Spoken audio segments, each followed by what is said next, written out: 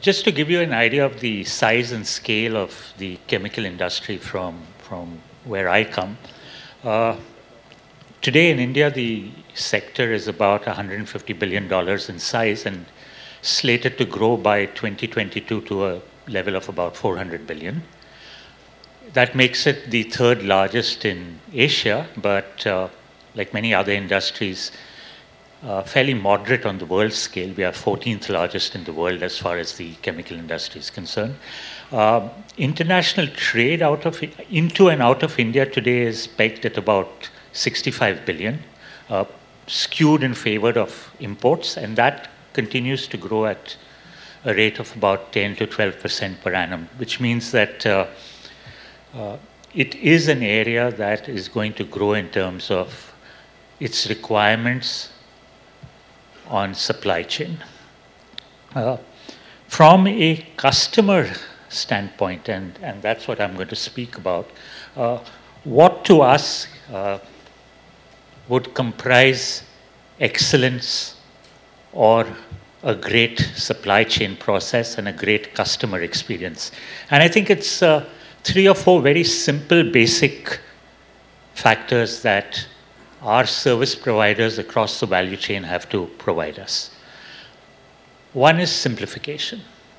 I think the days of complexity are over. Simplification and transparency is key for customers and for manufacturers like us, for our customers. Secondly, would be agility and speed.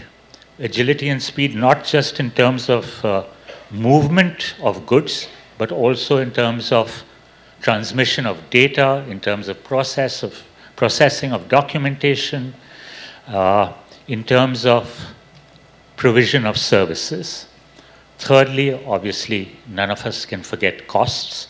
In a world that's getting increasingly cost competitiveness, in a world where consumers continue to demand value for money, I think supply chain costs are key. Whether that number is today 14% of GDP or 16% of GDP, both numbers are unsustainable in terms of cost competitiveness, and this has to come down.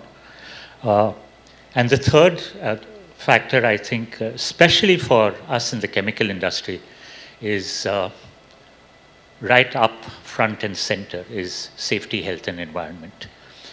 Across the value chain, not just at the ports, not just with carriers or shipping lines, but across the value chain that's highly fragmented. And I think this is going to be built around 3 or 4 platforms.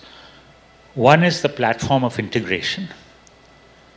Second is the platform of innovation. Third is technology. And fourth is sustainability. When we talk about technology, it's around automation and mechanization of ports. I think most of the ports in this country have a long way to go on that. And the second is, and we've talked about it throughout the day today, is around digitization and harnessing and leveraging the power of digitization, whether it's through rapid adoption of blockchain in international trade, whether it's mining of big data and artificial intelligence, whether it's harnessing the power of IoT. All of these have to combine together to provide a seamless customer experience across the value chain. I think as customers, there are 2 or 3 things that bother us, even as the basic foundations of all of these are being laid. 3 things perhaps bother us. One is the speed of change. I think clock speed of change today is completely different from what it was even 5 years ago. Predictability is getting even more difficult. And we are getting impatient because our customers are getting impatient. So the days of progressing incrementally or incrementalism is no longer an option. I think the speaker prior, earlier in the afternoon spoke about this. I think we need to look ahead. It's not about closing the gap. It's about looking ahead and preparing ourselves for the future. And the second, I think, is value-added services. I don't think value-added services is any longer an option. Value-added services is going to be a given.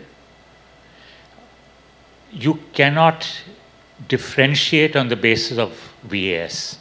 It has to be part of your core product offering.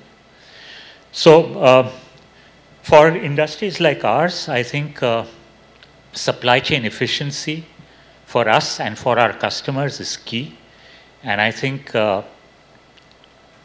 there's no more exciting time as there is today to deliver on this promise. Thank you.